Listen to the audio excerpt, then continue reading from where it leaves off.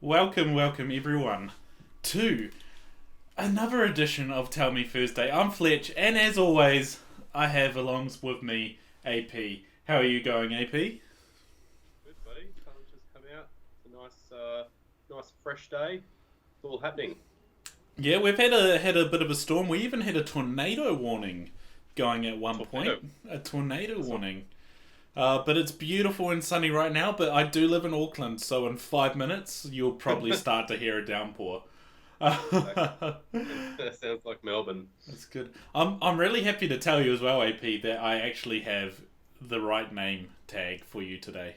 You are no longer Steve with a haircut. Oh, yeah, jeez. Wow. So, Steve's just shouted out on that note that he loves the new holding screen. It is amazing work from Timothy Young, one of our amazing reps who is out in the field. And hey, Sam, I'm glad you joined us. Good afternoon. I hope the weather is as nice down in Dunedin as it is up here. But today, guys, me and AP, we wanted to tackle something a little bit different. We haven't done something quite like this on a Tell Me stream before. We want to talk about some of the pain points that people might encounter on Windows and see if we can fix them. See if we can remove that as a pain point in your life if you have one. Or just in some of the customers' lives who might come in and talk to you guys. So if you do have any pain points that you want to ask about, please do. We will take the ambitious task of seeing how many of them we can solve. But there are already a few ones that we've come up with that we've heard before, that our family have run into, or that even we might have run into as well. Sam says it's the sun's out, but it snowed last night. Yes, it is. It is getting chilly. It is very chilly. Do you know what cold is, AP?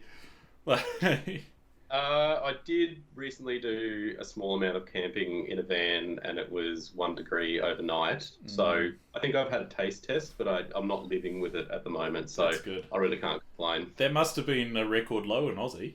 1 degree. It was pretty close to it. Yeah. I don't often get cold, and I was insert expletive cold. Oh well, guys. We've got a list that we want to run through. AP, where should we start today? You know what? Where we should start, and I'm so glad you asked because I can just lead with a really bad pun. Maybe the startup programs we could start with. Yes, that's good. I like that you got that pun there. I did not even see that coming, which is probably a bad thing. But startup programs. So what does that mean for anyone who doesn't know? Yeah, for anyone who doesn't know, it's a lot better than it used to be. But they're sort of the programs that you have selected or potentially haven't selected that boot up as soon as your computer is turned on from off. Just to be clear, not from sleep, so from off. And I remember the days, ages ago, and you just like this program would load, and this program would load, and this program would load, and it's that now opening this, and you're like, just turn on, come on. And so there's a reason for startup programs. Like I've got Teams starting up as soon as I turn the computer on because I use that every day. But I think that there's a lot of things in there that people probably don't know. That are firing up in the background and sort of like prolonging that login process. Absolutely. Even though more PCs are heaps quicker these days, you can actually manage that. And maybe you might want to add something to that list as well too. But it used to be difficult to try and find where that was, but now it's super easy in any settings. So I didn't know until recently how to change it, because back in the day when you were installing, quite often the programs would ask you, do you want it to go on startup? But not as many programs even ask you anymore. No, and I can't remember. Yeah, this computer that I'm streaming off, it's actually my personal gaming PC. I shout that out a lot. It's but I do a lot of work from it as well because it's great for editing videos and doing these streams through work. So I usually have Teams running on this when I'm working, but I don't want it to start up when I'm hopping on this computer to do some gaming, right, or do something personal. I don't want work entering my mind when I'm going to try have some fun. So I've really similar. I actually turned the startup process off on Teams on this computer. And you can see that when I actually go to Task Manager, because that's where I go to turn off startup programs. I don't know if there's anywhere else you can do it, AP. There sure is. Ooh. If you type in startup apps into the search menu, you can get like the new UI version of it. Oy. So it does exactly the same thing, but it's just a little bit nicer if you're not probably used to that kind of settings menu, and probably processes and processing might scare some people off. They're wondering what they've done. That's cool. That's really cool. I didn't know it was in there. I should have been smart and used Teams. So that's cool. Just a nice little easy switch menu. You can see that I've already gone through and turned some things off. Like I turn off the Creative Cloud Desktop because that takes up a bit of your computer's processing power. And I turn off Discord because I don't really use Discord that much. But it is on this computer. But I don't want it starting up every time. So I feel like that's good. I feel like it does show you that like the low impact, high impact stuff as well too. So I don't use the Send to OneNote tool all the time, but it's pretty low impact. Doesn't sort of stop my computer booting up so quick, so I can just leave it on. So I feel like my mum, I always use her as an example, could look at this menu and make some sense of it. It's pretty simple without all that scary processing services task stuff that Task Manager has in it.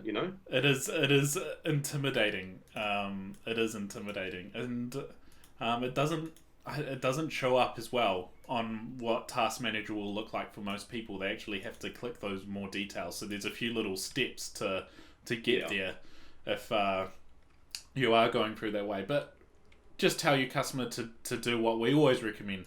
Just type in what you want your computer to do. So if they type in startup by hitting that search bar or hitting the Windows key, it'll come up. And we do have some comments coming through as well.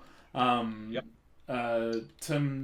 the amazing person who's made that intro for us, shouted out the Task Manager hotkey, which is Control Shift Escape, because he saw me go through the start menu. Nathan Fish is laughing. It's like selected or haven't selected. Haven't selected indeed. So true. Yeah, Politically correct. And Sam Lewis is like, I had a customer come in as his machine was taking forever to boot up. He had Steam Origin clean up. Oh my gosh, McAfee, all sorts. And I'm imagining he didn't. If he had McAfee, he didn't turn off Windows Defender, which would have made that even worse, because Windows Defender you can do that with. And Tim Young said he had no idea there was a flashy UI. I didn't either, Tim. AP teaches me something every Tummy stream. But you know what, AP? I want to go on a tangent. This is one we haven't planned for, but I think it is an important shout out, and Sam got me thinking about it just then with that McAfee comment. So a lot of you guys will sell, Trend. You might sell Norton in store when you're selling a PC, and even though Windows will automatically let a customer know that they can turn off Windows Defender or disable it in the background, most people kind of see that as white noise now, or they might have Focus Assist turned on and they won't actually see that option come up. So if you are someone who wants to use a third-party antivirus software, you can go into Windows Defender and turn this off manually. Now, I know that the setting is in here. I haven't done it before, AP, because I do just use Windows Defender myself. So I need to find where it is in these settings, but you can open up Windows Defender and you can actually, there you go. You can manage your security providers. In there, you're going to be able to figure out if you want Windows versions or if you want the other versions managing your security. So that's a common one that I've had run into. Nathan's sorry, AP. I was just going to say Nathan's got a comment there. Yeah, don't know if this is relevant to this convo, but just to confirm, is Defender on par with you may be addressing this as I speak. Yeah, is Defender on par with the others? AP, I think you have the best story about this, and I like we can give you what we think on this, but we know that you have third party software to sell, but we'll give an honest and open answer on that, right? Yeah. Look, Windows Defender of old was pretty ordinary, and I think we would admit that. But Windows Defender was actually built from the ground up 4 or 5 years ago now. And it is the market and industry standard for enterprise security. And the enterprise security's obviously got a few extra things in there, more management, but it's the same Windows Defender that's built into every Windows 10 and Windows 10 Home and 10 Pro SKUs. So is it on par? Yes, it is on par. But I think that the way that we like to talk about it is it's built-in security. It's not heavy lifting on your the components and the hardware of whatever machine you've chosen. It's there to protect people and make it as easy as possible. If there are some specific things that your customers are doing, maybe they've got multiple devices or something like that, there's no stress in putting Norton or whatever the chosen protection system on top, but it's kind of just nice to have a base layer there. So I think as a business, we can't really comment too much. I mean, comparing two different things. I think a lot of things have changed though with the enforced updates for security for Windows 10. That's something we couldn't really deliver before, and that's what's been built into Defender in the last 4 or 5 years, keeping the database up to date, and it's also allowing us to react quickly or even sometimes kind of trying to predict what's happening and sort of nail that down. So it's a really good question, Nathan, and not trying to be vague here at all, but there's definite benefits for that because we all know that third party sort of can be a bit of a heavy lift on your hardware sometimes, but it's kind of just nice to know that that's built in, easy to manage, and that goes all across your accounts. And you should expect that kind of security built into an operating system, I believe. Yeah, and I think you make a really good point, particularly when it comes to like multiple devices, right? Because that's what we preach when we talk about Microsoft 365, and that's I think with Norton and Trend in particular can truly come into its own. Nathan's dropped another comment. I would assume the third parties just have those extra features, REVPN, AdBlock, Mobile Cover EDC, whereas Defender is raw antivirus. Pretty much, Defender is more or less a raw antivirus, but you do have things like your family controls built in. That's something that's just built into Windows, and you as you go through, you will find other little things in there, like a way to get a fresh start on your Windows, which is like virtually is a reset of your device, keeping your existing programs and stuff like that. So there's some other cool little features in, but you're pretty onto it there, Nathan. So AP, what else have we got listed down? And like I said, we do want to hear from you guys if there's any pain points you want us to try fix for you. But what's next on our list? I thought maybe OneDrive management or clouds, / cloud storage management. I think that, the current situation for a lot of people working from home and even kids doing school from home in the States that did that, the whole managing my thing in the cloud, what is it, where is it? I think, a lot of the kids are sort of digital natives, but they don't really understand how to be efficient with their file structure. And then for people like me who are old, we know how to manage it really well on our hard drive, on our PC, but it can get confusing for some people who sort of can't get their head around how to manage their cloud storage as well. And it is really easy, but I think that's something that we could probably shout out a bit more often, and I thought might be a good tip today. Yeah, absolutely. And there's a no worries, Nathan, or I love your questions. There is a few different ways you can do this, right, AP? Like you can do it more or less straight through File Explorer. You can right-click OneDrive and go Settings and open like a full Microsoft OneDrive settings menu. But you can also change it by right-clicking files themselves. So OneDrive, it does give you some options, and it's been a while since I've set it up, but I believe the default is that OneDrive will only download files as you need them. So that's files on demand. Cool. I'm glad AP is here. So there's this box ticked which says save space and download files as you use them, and that's something you can totally have on. So you can see on this particular page, I've got some of the background stuff of AP's new segment, which he's going to have going up later today. But if I highlighted these files and right-clicked them, I could actually free up space. Right now, that green tick in a with a white background means that it's downloaded to use, but it's not set to always staying on the computer. So if I went free up space, which I'm not going to do right now because I do need these files, it would appear with a cloud symbol instead. So it would appear with I have to go back a little bit. Cloud folders like these, and that would tell me that it's only stored on the cloud. It's not stored on my device taking up space. So it's really easy to kind of change those as you go, but you can always also, when you do have clouds, when you right click, it'll say always keep on device, and then it'll have a tick in a green circle, which represents that file's always going to be there until you tell it something different.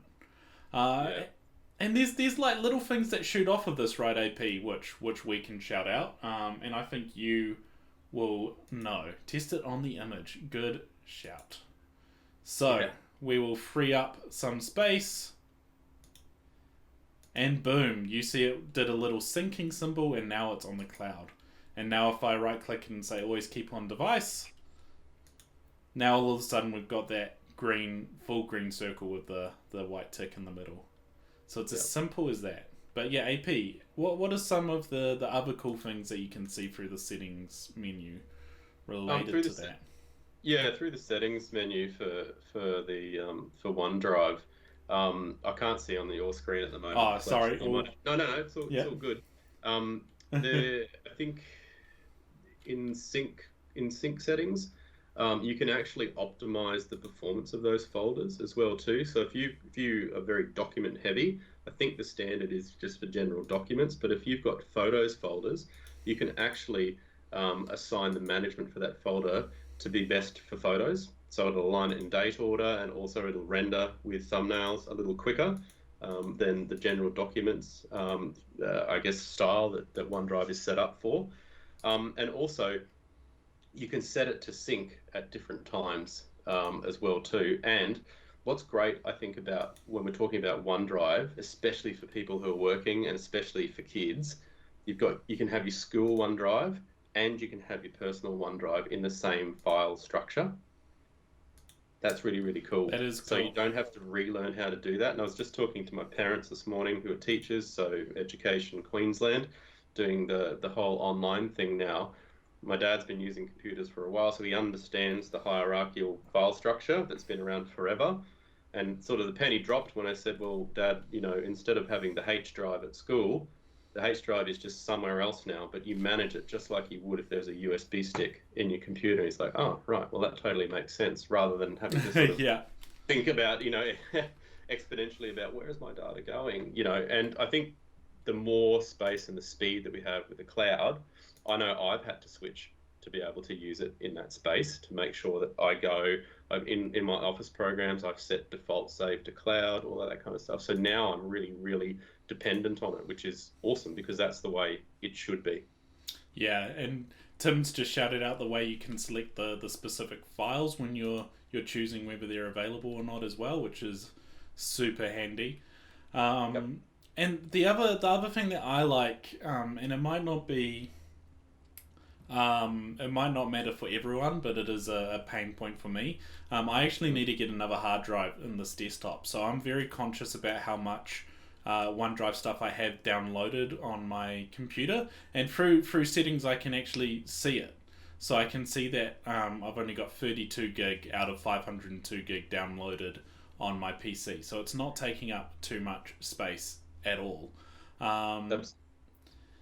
And the other thing that's cool, I'm lucky I don't need it, but Steve definitely needs this. You can actually limit your upload and download rate for OneDrive as well. So if you are somewhere, you do live in the WAPs where there's a very poor internet connection, whatever, you can make sure that it doesn't take up all your internet. So you can still go and watch some HD Netflix as well. Yeah, that is really important, especially if you're running on those band, even if you're out and about too. Because I think sometimes if you're running on like a metered network, Windows will automatically say, "Hey, I'm not syncing any of this stuff until you tell me to do it." Yeah, which is great. That can be a bit of a pain sometimes. So if you've set the upload or download rate, then it's not going to blow out your data. So that could be really handy as well too, because I've been caught before going, I'll just get the latest version of this, and because it's been on mobile data and I haven't clicked the button, I've got the older version, the one that hasn't synced and come across. So could be another top tip. Very Steve true. Nolly absolutely needs those settings adjusted. Needs a lot of things adjusted, as not just his settings, that's for sure.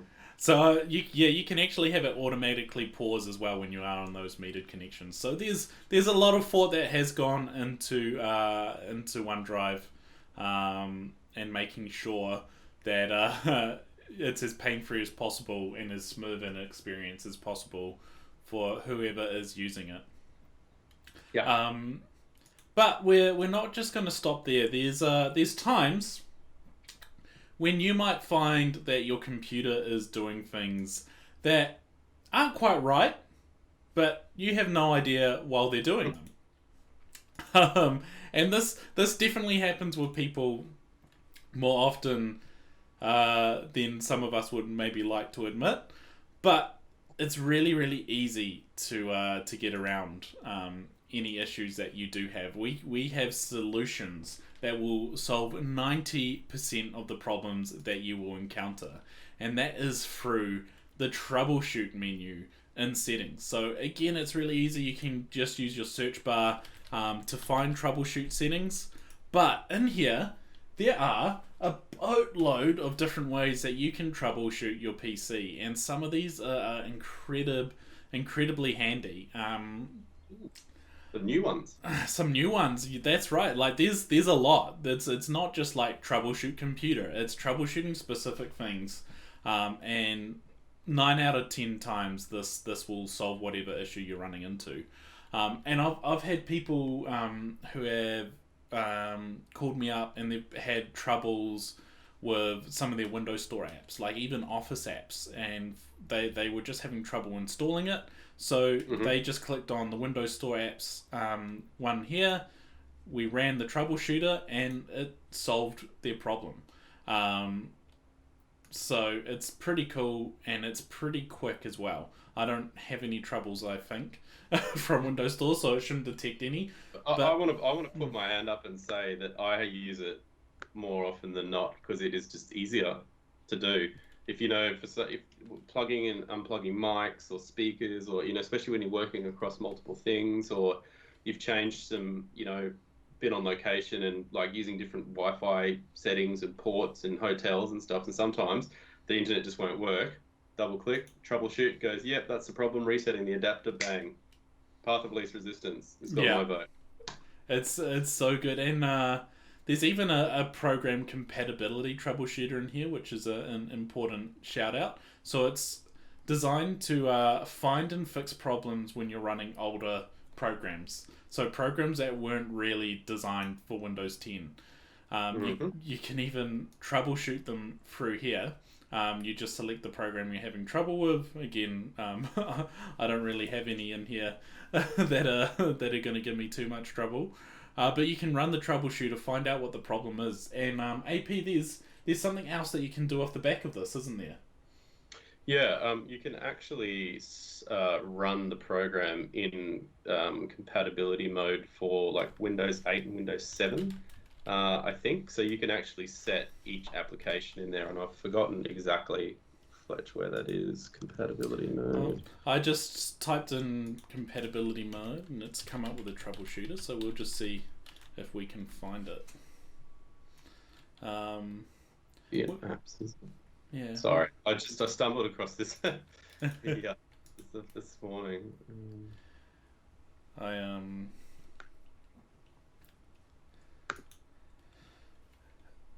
But that is all good. The other common ones, they've got the get up and running ones at the top for where people usually have problems, like the amount of printer problems that I've heard people have. Don't worry, Yeah, there's a troubleshooter for it, and Bluetooth as well, which is one that I get a little bit because I have so many devices that I do connect. Monique has shout out, if only everything in life had a troubleshooter, yeah, I and know. it's I so can't true. let start. Troubleshoot, fix. Be so good. Sam just shouted out he had to use compatibility mode to turn on an old version of the Sims game because it wasn't designed for later versions of Windows. Very true. There's actually you know what? There's an old game that I want to play that I might have to give that a go on, and I just haven't thought about doing it until now. So that's a really good shout out. It would have I've actually even. had to do it with Audacity, Fletch. For our Oh recording. yeah. Yeah, I think it's a shareware freeware program, so I can't complain too much. But one of the updates that they did just didn't work with Windows 10 very well, and you couldn't record in stereo from like a 3.5 mil plugin, and so that's how I actually discovered it. It says, "Do you want to run this in compatibility mode for Windows 7?" And I went, "Yep, fix the problem." So That's it's all awesome. good now. I don't have to run it in that mode, but that was a really, really good test. And I'm like, cool, that's awesome. So my dad in the background going, oh, but it's not as good as Windows 7. I'm like, I know I took a very, very, very happy Cheshire grin and turned around when it started working and stuff. That's awesome. That's so good. Um, so there's a lot in here, and just so you guys know, if you do have a customer who comes in and you're going to send them to get help or to Microsoft customer support, if you get them to do these troubleshootings, one, it might just fix their problem full stop, and two, they'll be able to tell the person that they've gone through the entire troubleshooting menu or troubleshooted the relevant things, and that will just save them a lot of time. It means that that person doesn't have to guide them through doing it themselves. They've done it already, so they can skip a couple steps. So that's kind of important though, because what if you do have your dad or your mum or a friend and they live somewhere else and you need to help them out AP? Is there a way that you could? Well, he is, and you know that it's my favorite feature in Windows, the Quick Assist app, Fletch. The Quick Assist app, that's right. There is a network adapters and all sorts of troubleshooting in there, Nathan, which should help out and kind of guide you there. But yes, the Quick Assist app. This is also one of my favorite apps. I like it a lot. Should we try Quick Well, Assist I'm to already each other? halfway on there, buddy. I think Oh, we there you should. go. I'm gonna send you a code in a sec, or I'm gonna tell you a code. We're gonna do Cool. this live, Let's do it. so we can show some people. So just for you can't see my screen, so I've just gone into Quick Assist, and there's two options. You can either request assistance or give assistance. So I've chosen to give assistance. So if you go into Quick Assist now, Fletch, Yeah. and the code is 446235. 446235. Cool. I'll share my screen with you. Absolutely. It's really good to point out that this is like peer to peer too, Mm. like because I know a lot of people are a bit hesitant, with all of the scams that go around about, sharing screens and all of that kind of stuff. And what you Yeah. can't see on my screen, guys, at the moment, I've got an option to take full control or just to view the screen because sometimes I might not need to. Mm. There's no real bandwidth differential there, but I'm just going to take full control just because, and you should have to accept that, Fletch. Cool. I'm just waiting for it to come up. Cool. I will. I guess I will allow you. But look, while I'm allowing AP, you can see report a possible scam, protect yourself from tech support scam. So if you are nervous, the appropriate links are there. But to be honest, there's quite a few little steps, so you're pretty safe. But I agree, Mon. I haven't told everyone in the world that I can do this, but I have done it for a sister-in-law in Finland. Tim has said, "What? Windows has Quick Assist built in. I've been using third-party apps for so long to help mates out. That's actually so useful. I can help my friends and family way easier." And that's absolutely. And look, AP, no hands on the screen, has typed "Hi Fletch." So that's good. And if he was going to do anything that I didn't want him to, I can pause. Pause him so I can keep myself nice and safe. Look, we're fighting for the mouse right now. I'll let you have back Sorry, at it. I just want to try something, Fletch. Can I try something here? Ooh, what are you going to try? No. I want to try and change your user settings because it should not let me. It should ask you for permission. There we go. Yeah, cool. Cool. So if I go...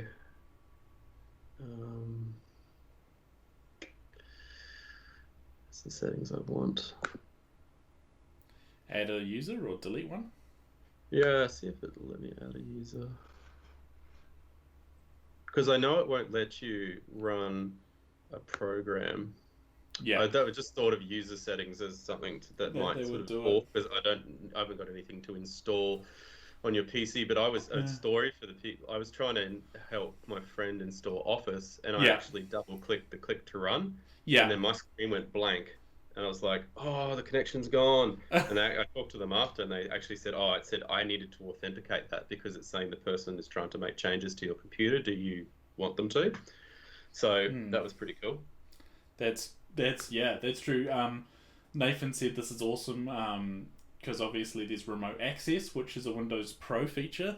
But yeah, this is built in. I have someone, a friend who manages devices for a charity, and yeah, they have people all over. And he tried remote access at first, and he's ended up using Quick Assist a lot because it's just there.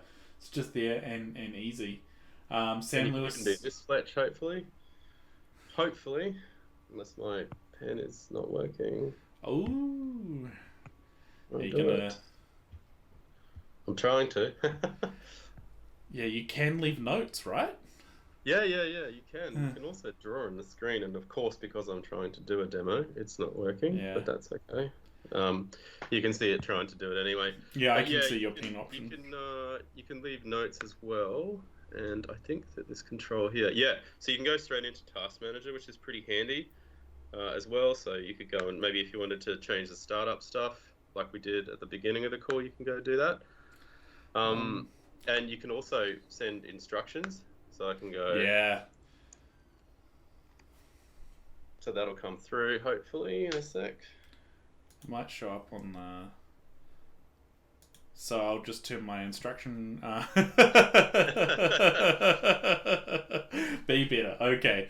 So yeah, you can turn that little note thing on, toggle instruction channel. You can even, and we can't demo it now, you can even restart the other person's computer, and after it restarts, it will automatically reconnect to Quick Assist.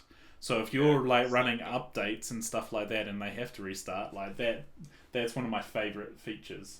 Sam said, would we periodically be able to do that from a work computer to a customer's computer remotely when they have issues at home? Yes. Yes, that is definitely theoretically possible. It just really depends if everyone at work is okay with that. Yeah, it's an awesome idea, but I'd just be checking whether that's okay first. But yeah, it's a great use of it, and I think a lot of people have experimented with it, so it's pretty cool. Yeah, I'm so glad that this worked. Well, for the most part, except for me drawing on the screen, but you can't have it all. It's pretty good. Should we show them some of the options going the other way?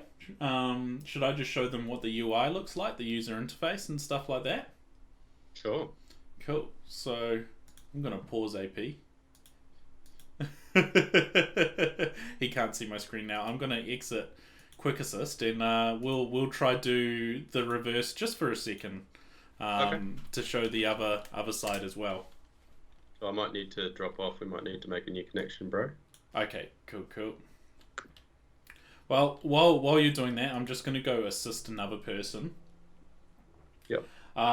And yeah, Monique's made a good point. I suspect that a lot of the VPN settings might stop that from a work computer. Very, very, very possibly true. Absolutely. So you'll see that now that I've gone to give assistance, we've got the code coming up. But one of the cool things is I can actually copy that to a clipboard, so I can send the code that way. I can send an email.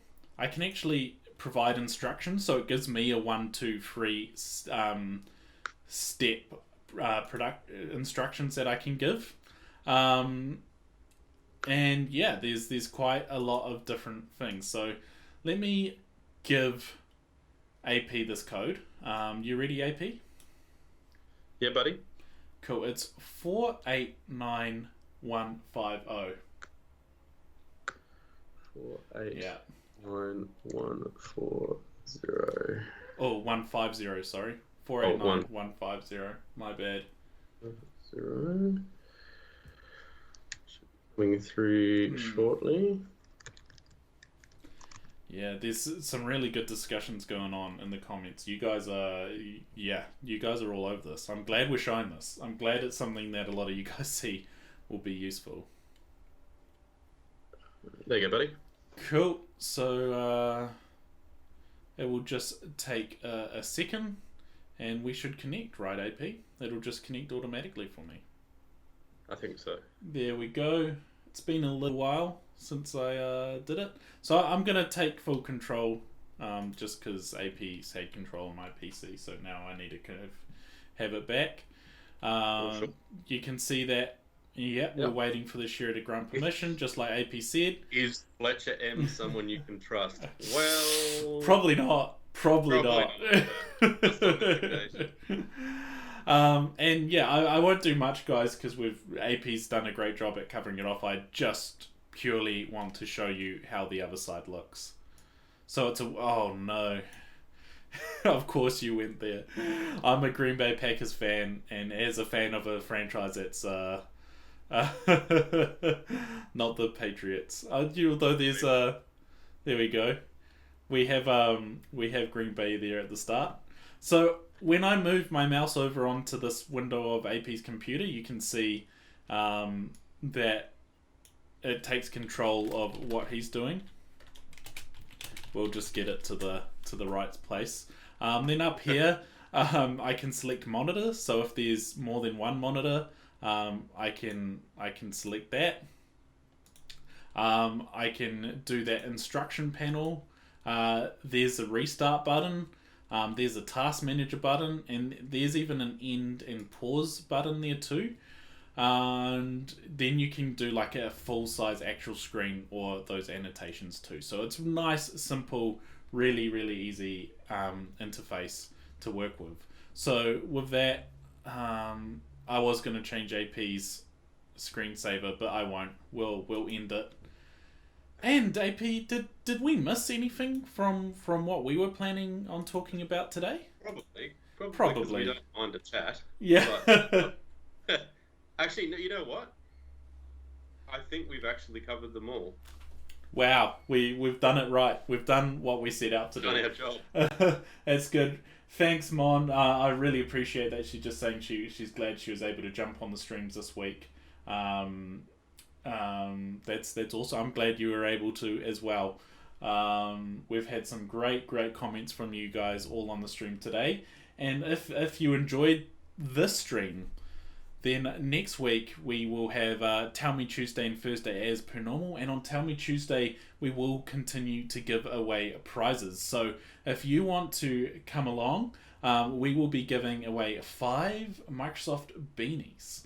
That's 5 really, really awesome beanies. That's amazing.